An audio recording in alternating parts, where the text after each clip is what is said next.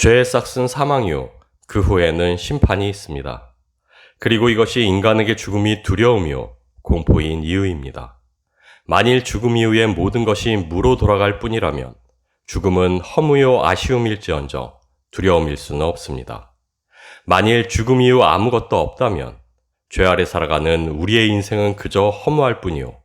만일 죽음이 모든 것의 끝이라면 죄 아래 고난과 고통으로 살아가는 우리에게 죽음은 오히려 안식이라 할 수 있을 것입니다. 그러나 죽음 이후에는 하나님의 죄에 대한 심판이 있습니다. 첫째 사망의 해를 넘어 마주하게 되는 둘째 사망의 해가 있습니다. 단순한 육의 죽음을 넘어 이르게 되는 존재의 진짜 죽음이 있습니다. 죄의 싹슨 사망입니다. 그리고 그 죽음은 무로 돌려져 끝나게 되는 허망한 안식이 아닌 공의의 하나님을 마주해야만 하는 두려운 심판입니다. 요한계시록 2장 13절에서 14절 말씀입니다. 바다가 그 가운데에서 죽은 자들을 내주고 또 사망과 음부도 그 가운데에서 죽은 자들을 내주매 각 사람이 자기의 행위대로 심판을 받고 사망과 음부도 불못에 던져지니 이것은 둘째 사망 곧 불못이라. 흙에서 나서 흙으로 돌아가는 것이 우리 존재의 끝이요 마무리였다면, 단지 그것이 우리 죽음의 전부라면 죽음은 단지 허무일 뿐 두려움일 수는 없습니다. 그러나 육신의 죽음, 그 이후에는 마주해야만 하는 진노의 심판이 있습니다. 불과 유황으로 타는 못에 던져지는 돌이킬 수 없는 진짜 죽음, 둘째 사망이 있습니다. 그리고 그것은 하나님으로부터의 완전하고 최종적인 단절이요, 버려짐입니다. 흙으로 돌아가는 죽음은 죽음이 아니요, 끝이 아닙니다. 죽음은 존재를 무로 돌리는 허무로 끝나지 않습니다. 왜냐하면 죄에 싹슨 사망이요, 그 이후에는 하나님의 심판이 있기 때문입니다. 그 심판의 너머에 우리에게 판결된 진짜 죽음과 끝이 있기 때문입니다.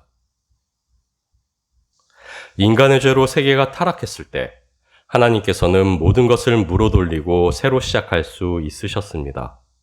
그러나 하나님께서는 자신이 창조한 세계를 여전히 사랑하셨습니다. 죄로 인해 흠과 점이 되어버린 세계와 인간을 기꺼이 사랑하셨습니다.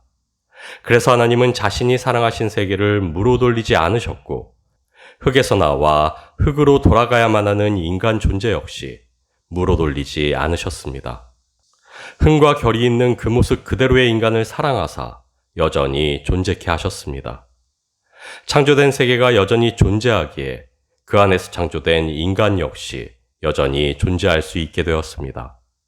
손수빚은 그 육체는 사망에 삼켜져 사라질지라도 하나님의 형상을 따라 창조된 인간, 그분의 생기를 불어넣어 창조된 인간 존재 자체는 사라질 수 없었습니다. 육은 유한하고 영혼이 영원한 것이 아닙니다. 하나님이 창조한 세계가 여전하기에 그 안에서 창조된 인간 존재 역시 여전히 존재할 뿐입니다.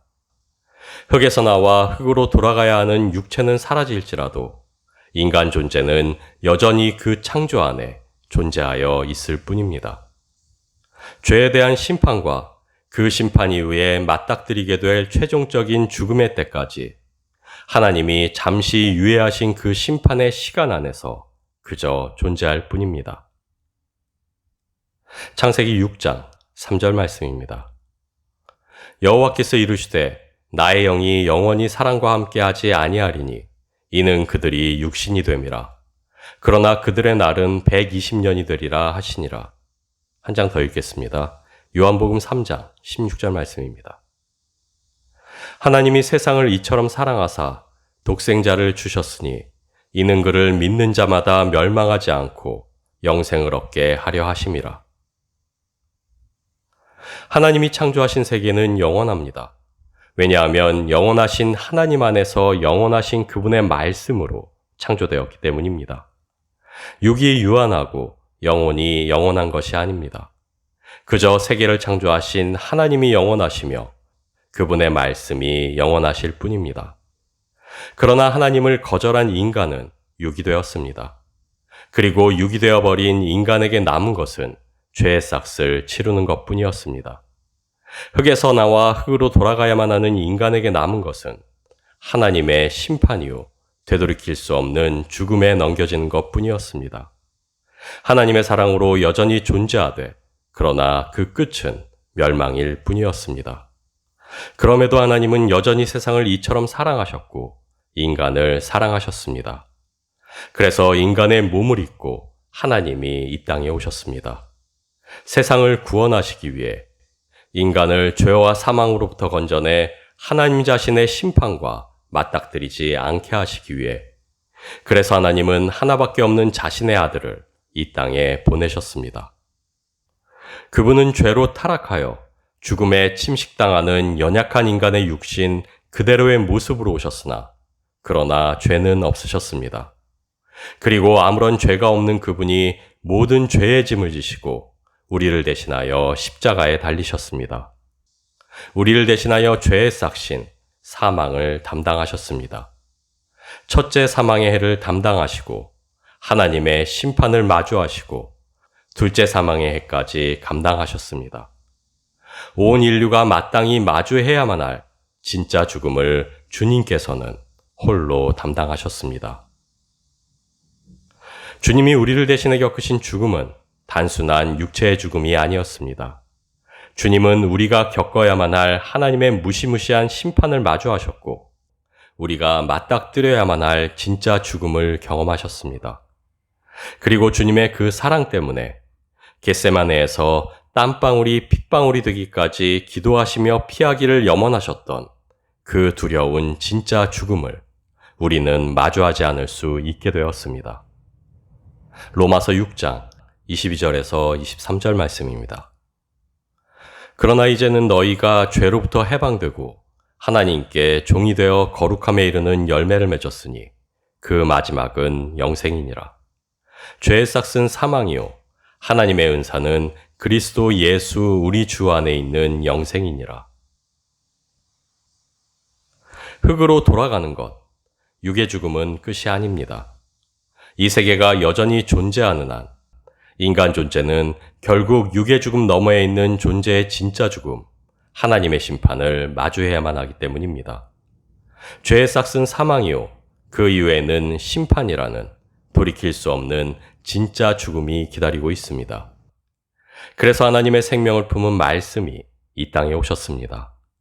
인간이 되어 이 땅에 오신 하나님의 말씀이 우리의 모든 죄를 지시고 십자가에 달려 죽으사 기꺼이 우리 죄의 삭을 담당하셨습니다.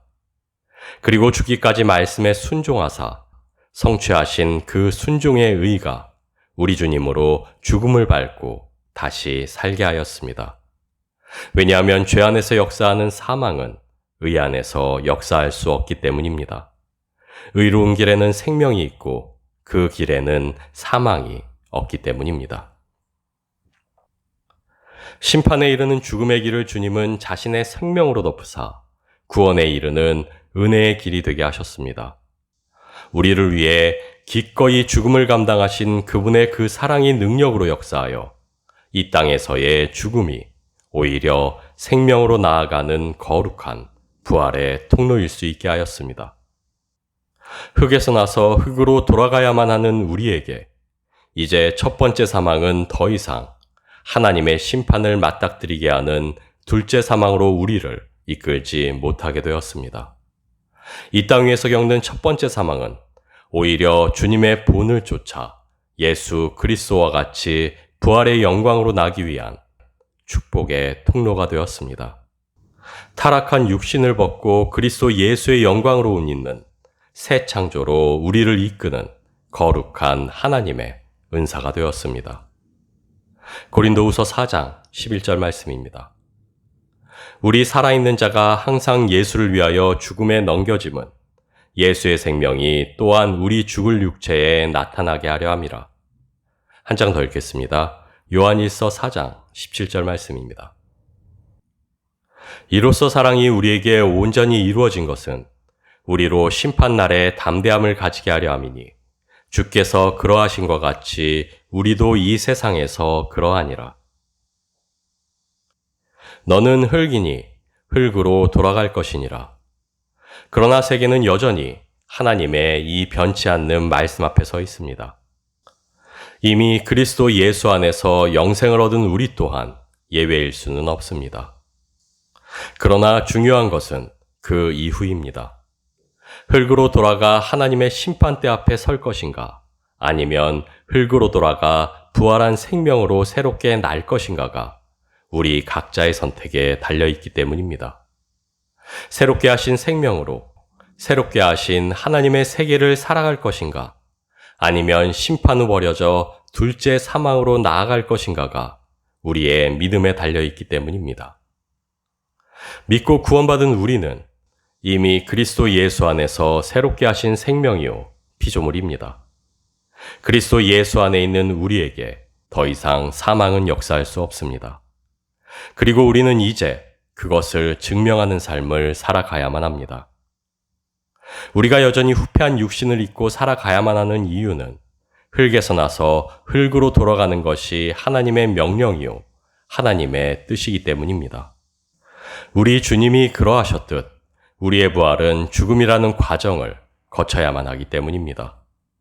그러나 그 첫째 사망이 믿지 않는 세상에게는 심판과 둘째 사망으로 향하는 문일지언정 믿는 우리에게는 부활의 영광으로 나아가는 통로임을 우리는 기억해야만 합니다.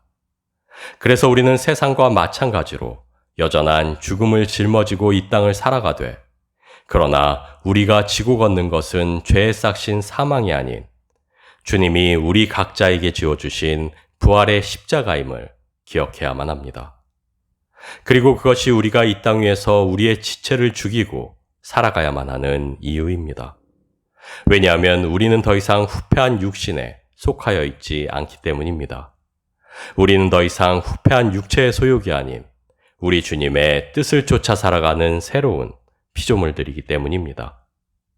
그래서 우리는 후패한 육신을 매일같이 죽음에 넘겨주고 새롭게 하신 계명을 쫓아 새롭게 하신 새 생명으로 살아갑니다. 우리 주님의 그러하심과 같이 우리도 부활의 그 영광 안에서 주님이 사신 그 사랑으로 살아갑니다.